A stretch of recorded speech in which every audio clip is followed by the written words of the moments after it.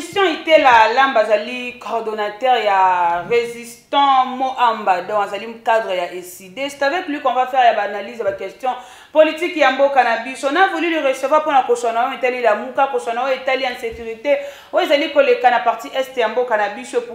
pourquoi pas toucher aussi la loi sur la nationalité. Comment on va décider Bazali ko juger cette loi proposée par moi Namboka Noël Tchani l'Assemblée nationale. Est-ce que cette loi Zali ko s'aimer tribalisme tope division te nakati Yambo Cannabis moi Namboka Christian Mbote na yo. Mbote moi Namboka Mbote ba Congolais surtout ba Hollande biso dans président Eli Martin Fayulu puis dans la diaspora où ba ko soutenir vision ya le président Eli Martin Fayulu papa Jaja Ngangweshe ba Jean-Marc 520 gigas au bazali ba cadre na niveau ya diaspora pe te bazali ba to oyo ba missier bazali awa na ba papa Hubert pe ba coordonne surtout ya ba résistance donc to continuer de manière que na mikolo koya monsieur Chilombo atikali donc na mwa moke o ete ye a ko continuer na ko travailler mboka biso atake ba Congolais to na détermination to ko lobela mambo ya départ pe to ko loba pe te lisusu makambo etali komi na biso ya ngaba donc na lolenge oke bana ngaba ba ko se plaindre pe te to ko lobela na mwa to oyo adibaki pepe pete oyo mokonzi ya ngaba donc ba votaki na mikolo lekaki mazaki na biso te monsieur Charles oyo akokosa bana ya ngaba oyo akosala makambo oyo ete ko se pesa bana ngaba te pendant que ba ko lobe intérêt général mais ali intérêt privé donc otolobaka na lopoto tel père tel fils makambo nyonso to komona epa ya monsieur Chilombo ezali oto komona epa ya monsieur Charles na kati ya ngaba po ete ngaba ezali donc na lolenge pe te façon que ezali mabe partout na nzela ya baveni na nzela ya kuwa na nzela ya mai mer na kibokonzi o bango ba ko yiba ete bana ya ngaba kolakisa ete ke bazana bango me bazaki na biso te zoka bazali ete ba membre ya union salité o eko détruire nation mwana mboka ndeko Charles Mutamutu azali bourgmestre ya commune ya ngaba te ndeko Charles Mutamutu n'est pas quelqu'un qui gère la commune de Ngaba, azali nda habitant ya commune ya Ngaba, mais c'est quelqu'un que la population aussi ya Ngaba ba apprécier appartient ba offre na ça la case. Non, mais c'est Charles Mutamutu donc pour votre information qui est mais c'est Charles Mutamutu na élection les kaki était azalaki moto oyo azalaki na kati ya ICDT pete na kati ya la mukate ataki photo ya le président Eli Martin Fayulu bana ngaba tellement ngaba toza commune opposition et to mona ki bongo tozu to voter même si ba biso to salela ki ba propagande na kombo ya président Eli Martin Fayulu mais azalaki ki contribuer peuple era bimi à la qui si donc face donc et le donc elongi mosusu c'est pour cela que azali na lolengi oyo kolobate mon mboka mais azali moto oyo ba voix oyo ye abimaki na kati ya ngaba ba votaki pete to votaki na konti ete ya lamuka pete na kati ya parti na biso eside ye mtu apesaki siège wana mais lelo to moni ke azali moto oyo ete a ko servi bana ngaba te azali moto oyo abombaki caché na pete abombaki posone mazaki moto oyo azaki na kati ya union sacrée.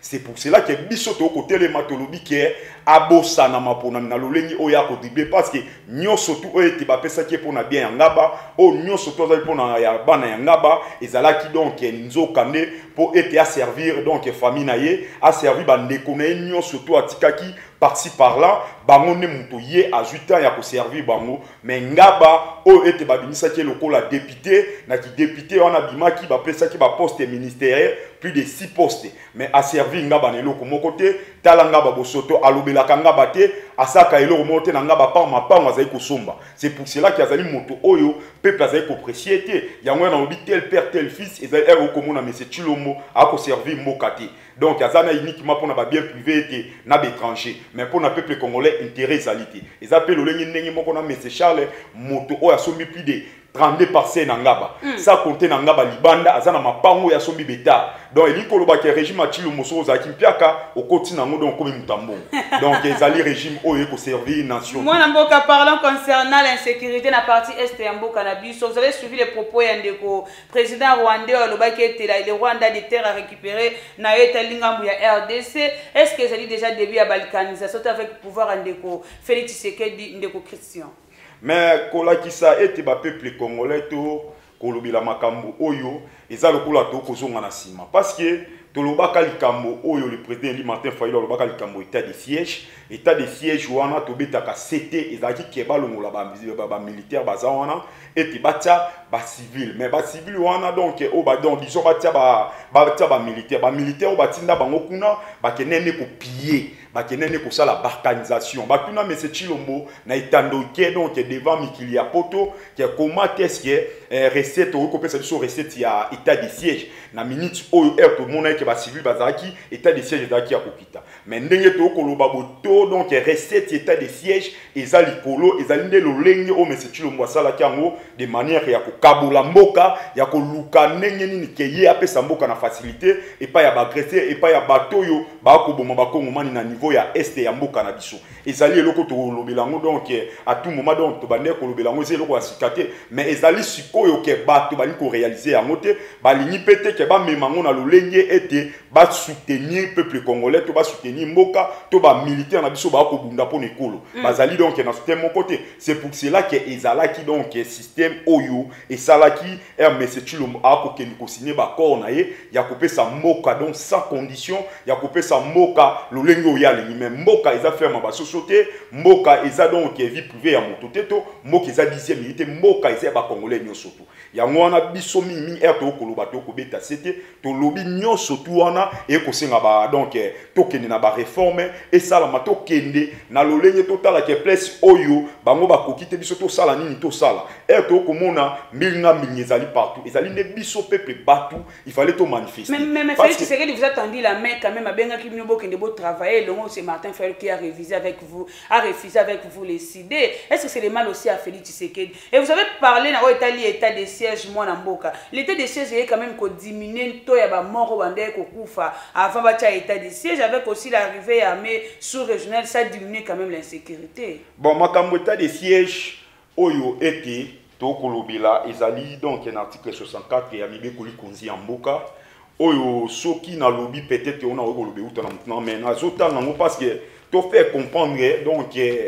to koloba tout moment histoire ba chanter en côté de manière que peuple a au courant parce que il y a un défaut donc oyo biso to na Congo pete na mboka na biso peuple congolais nous zo atteint côté na mikandate ya ko zo atteint ko landia mboka te éveil patriotique exact c'est pour cela que moni pays et cause la balkanisé donc il y a l'olengo ba komemango parce que moto alingi ko la mboka na été moto alingi ba fitilité o ko mema rien pete ko donc o baxé rien na moto mais pendant que eto ko lo ba mboka talibiso il fallait tous ala na suivi yango il fallait to ba keto uta ki wapi to ko kende wapi parce que l'olenge ba ko mema biso et ça donc un intérêt mon côté pour na peuple et ça intérêt mon côté pour la nation c'est pour cela qu'un article 64 balobi tout Congolais a le devoir de faire échec à tout individu au groupe d'un individu qui prend le pouvoir par la force, qui exerce la violence des dispositions de la présentation constitutionnelle, toute tentative de renverser du régime constitutionnel constituer une infraction imprescriptible contre la nation et l'État et le puni conformément à la loi. On a un article 64, mais ce qui est un article 63. Tout Congolais a les droits et le devoir sacré de défendre le pays et son intégrité territoriale face à une menace ou à une agression extérieure. Un service militaire obligatoire peut être instauré dans leur province dans les conditions fixées par la loi. Toute autorité nationale, mais c'est ce qui fait, moi, provinciale, locale et coutumier a le devoir de sauvegarder l'unité de la République et l'intégrité de son territoire sous peine de la haute trahison. Mais c'est Félix a mis biso na haute trahison. Mais c'est Félix a sala qui appelle te ke ko benga ba Congolais ba to sangana. A sala qui ne appelle ya ko renforcer ba Rwandais pete ba chrétien na kati ya mboka na lolenge ke pays ekinde. Abenga ki ba Congolais parce que biso le président Eli Martin Fayulu alobi ke to vanda. Ko vanda c'est-à-dire que place o mbebe salaki il fallait to bongisa. Place o mabe salaki il fallait to bongisa nyoso tout. Mais bon ba lingi ya ngote. Parce que na lobi ba lingi ya ngote ezali lokola lelo seni o yakadima seni akadima tomoni ke mabe ezali na kati mais tolobi tovanda tobongisango lolenge ke élection esalama donc libre transparent pe pardon ke ezala na lolenge ya bien mais bango balingi yango te siko moto oyo akolinga bolamu te place oyo ete peuple à vivre donc place oyo mboka changer ya lingi donc ba loi oyo bango balingi et puis oyo bakotinda ye na bato oyo ye akosala na bango asali na bango donc groupe te système mabe mpona kokabula mboka donc a servi bango mais akoservi peuple congolais. C'est pour cela que biso tokoloba attaque naza kongomani attaque naza moto o naza na détermination mpona makambo mboka na ngai tolobi boye pays et koza la barcanisité mais c'est Tshilombo il nous reste plus de 3 mois ou 4 mois à quitter pouvoir mais oya ko sala eza lokola ko pe sa charge na président Eli Martin Fayulu era ko ya ko kamba donc to bandela lisusu na presque avancement ça mais tolobi que déjà mandat une fois renouvelable peut-être la population peut avoir redonner confiance pour moi na ko botama. Donc, moi, je suis à partir de 3 mois, 6 mois, à mais mon tour a consommé 5 ans. 5 ans, ils allaient belé après 65 jours. Mais toujours que non, parce que 4 ans, on a 5 ans, tu es content, parce que le 23 janvier 2024, on a minuit, vous voyez, M. Tshilombo ici. Donc, tu es compté année, on a toujours compté année, parce que calamité, awa, député, nous surtout, yabiso. Donc, toujours qu'il ko encourager bango peut-être ko tika bango basala ba dépôt ya ba candidature parce que décembre tozana ba élection mais tant au senga que to en atteint ya ba pré campagne mais to kozonga na loi ya Tchani et on va arriver na loi non donc ba kozonga sa biso na si donc na sima wana na lolenge mais c'est Félix a comme ma biso to komona ke mbilinga ezali partout mboka ko kene na venir te lelo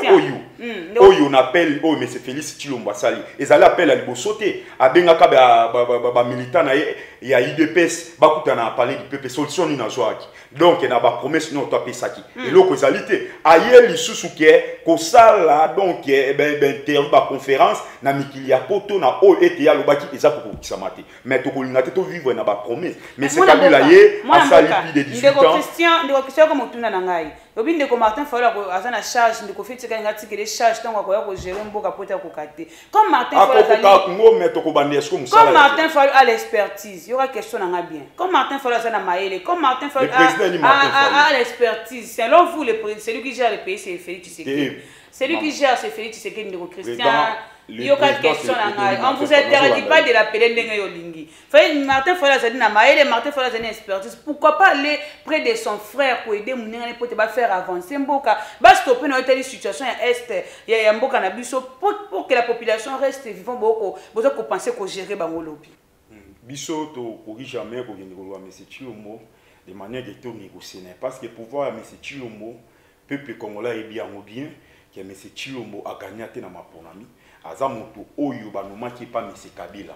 mais na konomeye donc na simatomoni eboti suba Kagame donc ba mambo ba chemebele c'est pour cela qu'il attaque biso bato oyo ya bwania attaque bato to ko tala avenir ya mboka to li Kongo za la mobimba même si bano to ko bota lo biso to zate bakuta ke mboka ezali mobimba mboka eko vivre bien to lobi que jamais to ko kendi ko lukai parce que ezali appel ya flatterie union sacrée ezali lokola troisième qui rébellion na kati ya Congo o bato ba ko sala pour na ko détruire nation parce que eza kuna kaka magui lokuta ki moyibi makambo ya mabe eza te quelqu'un o bango ba ko ba sala pour ezali pour intérêt ya mboka c'est pour cela que le président Eli Martin Fayulu azali moto oyo ete peuple ya poni moto o nzambe atieye pour lobela peuple parce que akoki jamais ko kende ko tambola na lolenge donc le lolenge ete bato ya mabeba ko sala pete le longi o monsieur Tshilombo ko memamboka biso jamais to ko apprécier pete ko kende lelo o monsieur le président Eli Martin Fayulu donc aza toujours na peuple et puis toujours donc peuple a ko landa po aza moto oyo biso ba to ponaki c'est pour cela que to lobi biso tokoki jamais kokende komona moto oyo ako soutenir et donc ennemi ya peuple moto oyo akota ennemi ya peuple pour l'intérêt ya population balanda kabino na sima boko ko lukela bango kimia mais kimia balukaka ngo place kimia za monsieur Tshilombo alingi kimia te parce que soit alinga kimia bande ko na biso ya Ituri lelo bazali wa au place Bunagana ezali donc lelo oyo Bunagana ezali na 297 jours sous occupation donc ezali libre pas des semaines non ezali libre ba bengani ba drapeau ya maman omoni pourquoi ba kotambusa mboka na lokuta même si na ba image comme na lokuta au mieux surtout ba ko loba ba ko sa peuple congolais M23 alumwe na nté soki M23 ba biki alumwe bon ba soda Uganda bayaki bon ba soda ya Zambie ba soda ya Kenya bayaki bon ba pour soutenir ba FARDC bango bayaki na lobi boye na force régionale baye awa tout monde qui mais c'est Chilomba beti c'était baye ko soutenir FARDC mais le même ba soda ya force régionale tout monde ni bango ba sangana M23 na kati ya nord qui ba suivi ba sangana ezaki lo lenge système oyo donc bato basali lo lenge ki ya ko faire face na Congo pour ba organiser na sima babanda ko luka moto mais c'est Kabila natana ye abanda ko banga ko céder mboka mais c'est Chilomba ye aza ko céder ya ngona habité soki ba ndeko na ngai ba kongomane o balanda kapete mambo ya mboka na bino ba panzi sango. Il fallait donc que tout l'obaka o ezali bo solo poto ede mboka o mais c'est tu le moyen ko lobango na conférence pete na mi donc na dans conférence à sala obi que tout se souvenir na ma belé ya mboka te M23 et le force journal ko yawana ba ko zwango et puis ba tonga ba sala boy donc il ko lobaki apesi déjà mboka biso to en Afrique biso to zali na Afrique centrale là ça n'engage vous donc mais c'est tu le lobango ya lobango aloba yango donc lelo oyo biso ameni biso na Afrique de l'Est mais biso en Afrique centrale est-ce que ça là à niveau ni le ce qui Rwanda azana besoin ma belé azana besoin donc azo espace et ça que espace na biso donc après Congo ba pays mususu donc ba pays voisin na Rwanda donc Rwanda peut donc ko faire face na bango pourquoi biso lelo ezate ke ndenge ba toto koyoka bandeko na biso ba kota na union sacrée pour ba détruire peuple congolais bango ba koloba o non déjà mboka batisa ki mabe biso pende toto ko continuer mais langage wana ponani soki moto asali mabe donc ngape faina na sala mabe no na ye ezali normal Martin Fayulu soki mboka na ndenge fait tseke da jela Congo pensez-vous que Martin Fayulu allait s'asseoir n'est pas ça une semaine à ngo bongsa mboka o donc n'est pas ça une semaine ezana ba pays oyo to sala na bango ba élection na temps moko na ngonga moko pete mikolo moko mais kende otala ba vie ya ba pays wana otana vie sont différents les situations sont différentes non na biboye biso kutu fallait donc tous à la plus que bango parce que Congo toza pour mon kati ya monde parmi 54 pays d'Afrique toza nango et un pays moko ta part Nigérien to koloba donc na nombre ya superficie pete na nombre ya population et ça na pays moko te ko boko la ba pays ebele na monde le ko Congo est-ce que biso to ko za na situation toza nango parlons concernant loi sur la congolité moi na mboka partagez-vous la même avec une déconoali tchana ko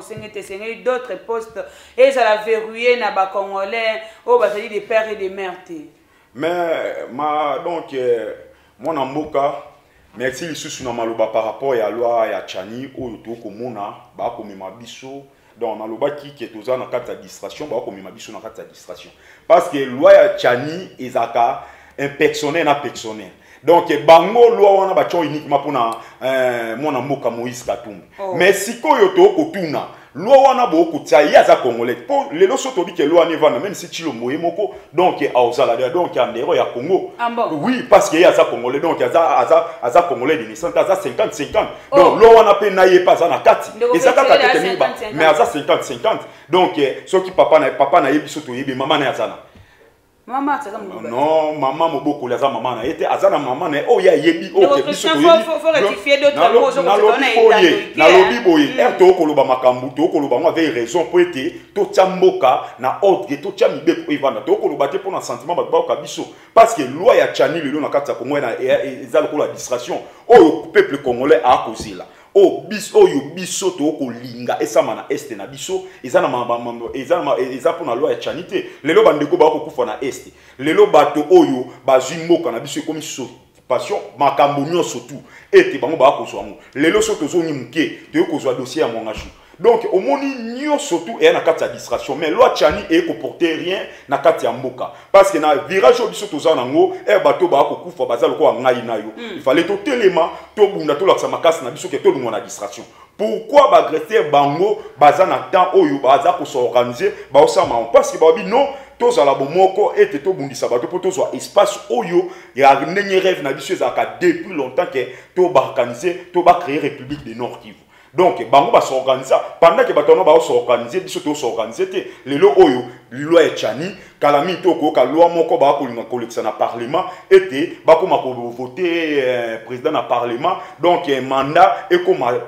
donc 7 ans Donc, et ça, normalité, nous avons proposé à député, comme c'est la proposition, il y a président Likapen qui a proposé ezali pour l'intérêt dans le biboye. Ezali pour l'intérêt,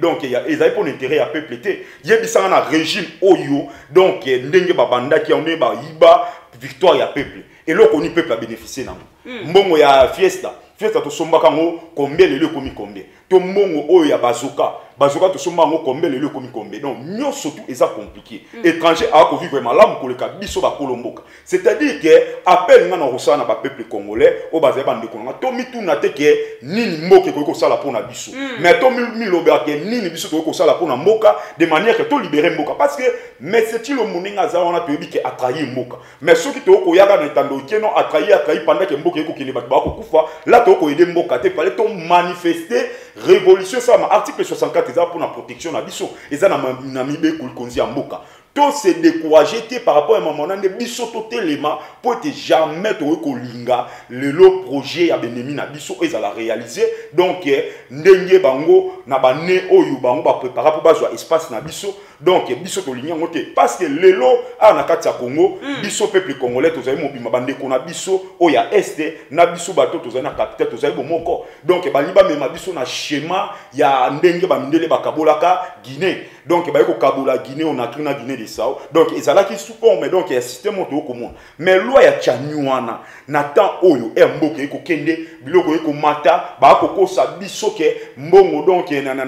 donc mbongo ya budget et comme 16 millions ba ko sala ba voyage ba ko voter ba loi oyo pour l'intérêt ya mboka te nyoso to na ni koloba nini est-ce que biso to na besoin ya mibe ko na ba loi na to na besoin to libérer mboka mais cette loi aussi ezali pour na bien fait na biso mo na mboka ko tala bien fait na tami ezali congolais des mères des pères to gérer mboka na variation na le pays doit être géré par un Congolais de pères et de mères qui doit avoir les soucis pour son peuple. Na lobi boye, soki ba obi bongo, mais c'est il moza 50%. Donc na makambo ya loi ya chani. Eloko ni na mandat oye ya sali. Non, ce sont des formules. Yo kana yebisa eloko moko. Lelo IDPS Union Sacrée, président Katumbi azaki pembe na bango, azaki congolais. Mais elle que na union sacrée les loba commissaire étranger pour na nini donc Eli Koloba pour yo vivre na mboka na yo bien il fallait que aux membres union sacrée aux amutu o kolana mais c'est Chilombo non congolais nous surtout azana droit ya ko vivre na kati ya mboka na yi donc to défendre ba valeur pour te to aider mboka mais surtout za ko défendre ba makambo o ko mema mboka donc na lolengi ya dente là donc bisonde do bato ko perdre parce que lelo donc mais c'est Kabila a travaillé na 1+4 à Sali 18 ans. Mais c'est Chilombo donc 25 ans. Nous on a 25 ans, béton fois une année à 365 jours. Ça y combien? N'a pas néo biso to perdre déjà. N'a pas âge on n'a pas pays mususu. Bat bazar pour s'organiser. Bat jeune bazar n'a pas pang. Bat vivre bien. Bétidia donc tous les domaines et puis moto na moto qu'on soit selon niveau naï. Mais à na Congo et qu'on s'en maté. Yo on a jeune boy dans voie normale. À na Congo à na parcelle. Na voie normale donc ça passe. Pour na nini bien ya mboka comme gérer kaka na groupe ya individu. Donc si vous avez assez petit peuple pour na yo aux intérêts. Mais c'est parce que vous aussi les jeunes vous connaissez pas, vous vous amenez. Mais papa, et ça na pays mon côté au bakoloba na monde ba travail comme makasi quoi peuple congolais. Muto ako bimate ki mai, muto ako bimasali sirage. Yo le molo ba tike, muto na volonté au sam salate. Ba plan exact to ko zo bato oyo ba ko yate pour basala pour intérêt ya mboka, to pour intérêt donc ya ba peuple congolais. Ba ko ya ko ça pour intérêt na ba on a intérêt ya étranger. Lelo oyo biso to ko lo ba mindele to ko lo ba banane. Non, soki to telemi peuple, to zaki donc na moto moko oyo azaki donc ndenge peuple apesa ki espoir pas ya le président Martin Fayou. To te ya diriger. Donc à diriger donc tout le monde qui va principe ezabo. Donc peuple monde boto s'est retrouvé ça intérêt général pour les Congolais. Mais c'est Christian toujours comme on s'est dit na 8 minutes hein, pour finir notre émission. Parlons concernant la Mouka, qu'est-ce qui se passe na kati ya la Mouka? Mbilinga Adolphe Muzito akizi Fayulu akizi Muzito qui dit vrai. Bon, pour ngai vraiment makambo ya la Mouka eza makambo oyo na robaki le président Martin Fayulu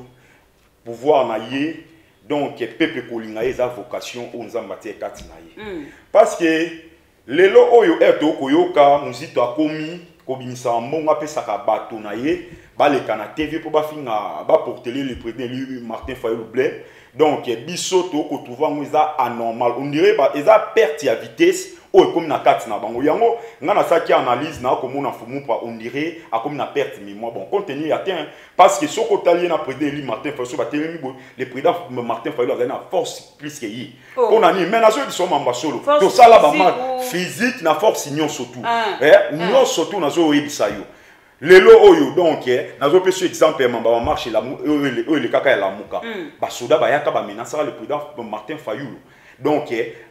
basoda na surtout bayaka président asala ni aristaka mais faut nous pas ça la monter faut nous pas préférer ala ba komi na bureau ya nouvelle parce qu'il va salir la chambre donc soit que na alala mais lelo ma me concerner la muka il fallait toyer bango ke bandeko onyo surtout faut nous pas kotinda bango ni tandoike bazali na matière té et puis contenu vraiment yo expliquer peuple congolais bien ba koyeba té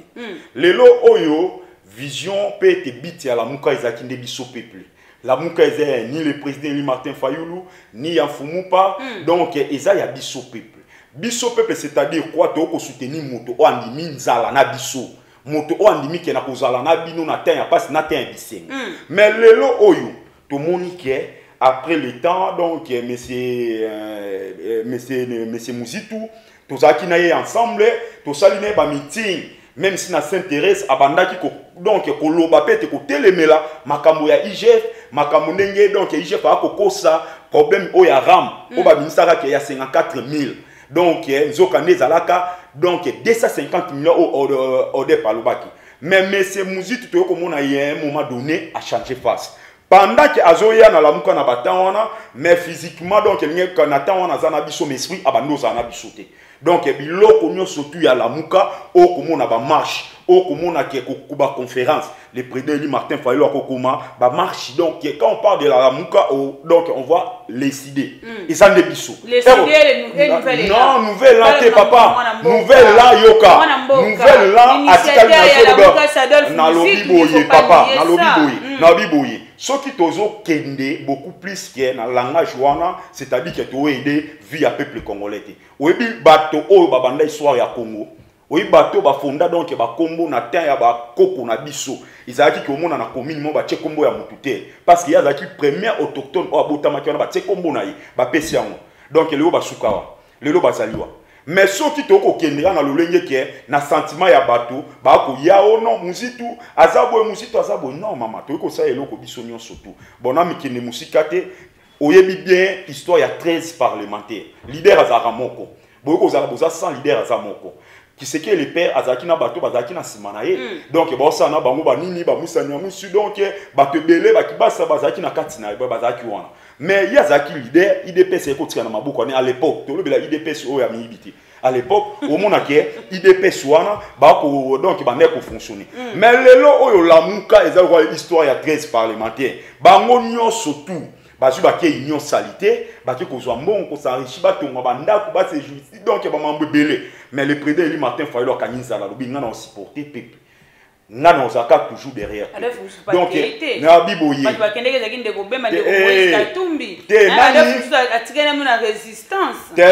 na to ça même si era zaki na biso na résistance faut mu patikala ça la résistance résistance c'est à qui er tozolo batala le président Eli Martin Fayulu nzamba batela yi so qui donc à part yeto amuna mutu mususu te oyo ako défendre Congo oyo akote manazo ebisa o mambuisa na nzela parce que fumu patozaki na ye ba réunion selon loi ya présidium ya la muka eza na ba réunion fait ko participer nango donc na ba séance wana après ba séance wana ndenge ba votaki loi soko zo mona te c'est-à-dire eza nini eza na mibeko oyo charte ya la muka lobaki ke ekolanda yo mais fumu pa ayaka te fumu pa atindaka na lobi bon nouvelle eza na combien de partis donc yoka so complication ya parti un parti politique autant mama bon soko fumu pa zane oh il y a initiateur aza initiateur soko président zane est-ce que parti politique autant bon ce parti politique oyo ezali donc na ba norme respecter ba norme sikoyo bayaka na la muka na présentaka ke président ya parti politique parce que to salaka bloc patriotique nouvelle là bazaki na 5e signature batinda Blanchard Mongo Blanchard ya signé na tinda ke Mouzitu te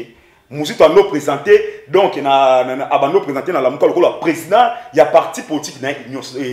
nouvelle mais lelo et comme mutu donc baza na kati ya désordre bana kati ya mibe côté mais donc baza na kati ya désordre entre bango parce que désordre wana alingaki kenatan otokomi donc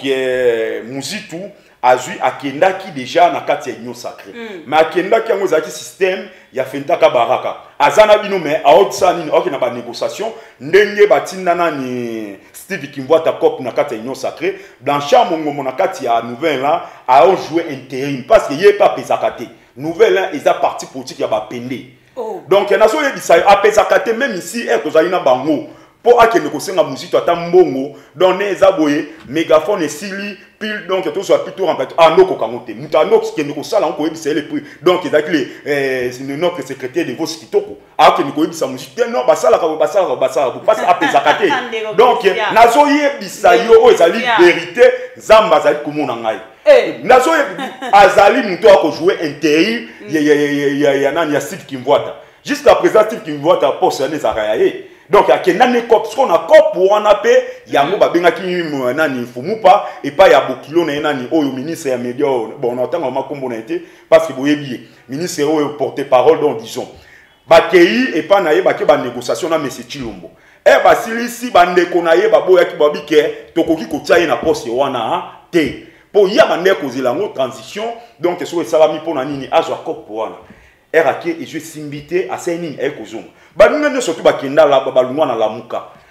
Et pour ça un problème té. Et puis voilà tout musito à côté ça ba makelele. Azu donc bateau de commandement plus de 3 fois. À ça les deux comme côté. À ta déclaration moi. Mais je peux y me gérer la muka. Te yem to gérer te wana lamuka malette.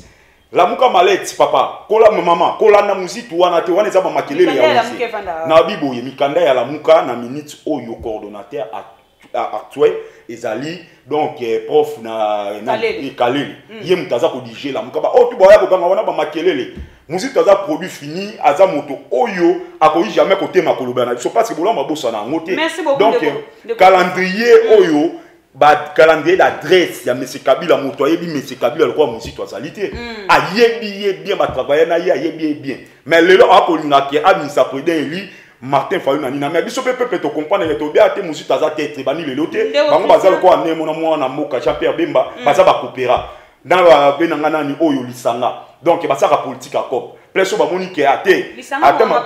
oh mais alungwa déjà bandakala yo molanda ba déclaration na été ya kende okumisa Kisekedi parce que ya saka derrière politique à Cameroun il faut aussi la population te population te à comprendre que kuni a intérêt ça donc na tam ko be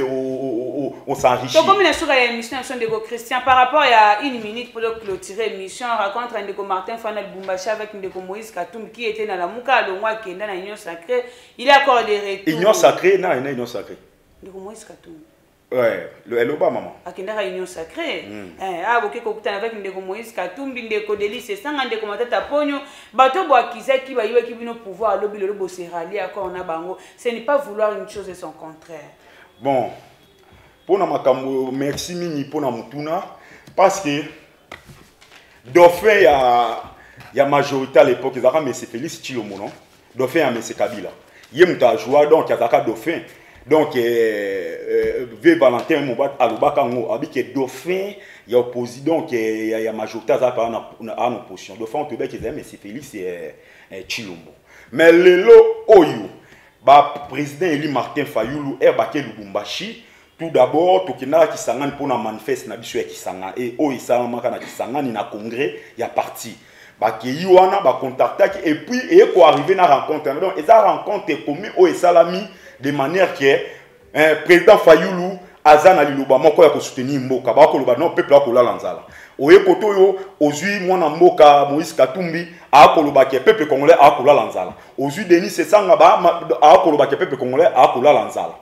Donc, aux yeux docteur Denis Mukwege, alobi que le peuple congolais a kola lanzala. C'est-à-dire que bana maluba moko, ba yeba sangani, que to sangana na liloba oyo po na nini to renforcer msa po to za komona déjà que aliro eko kene mabe e ko ya. Mais na kat po mabe wana to kata ngo fallait to telema to zala bomoko. Po na kati na bango wana basali mikandate o eza publier na ba réseaux sociaux que non to sali coalition pour aider Eli Martin Fayulu a signé boyebo non. Baza na liloba moko ya ko telemela. Donc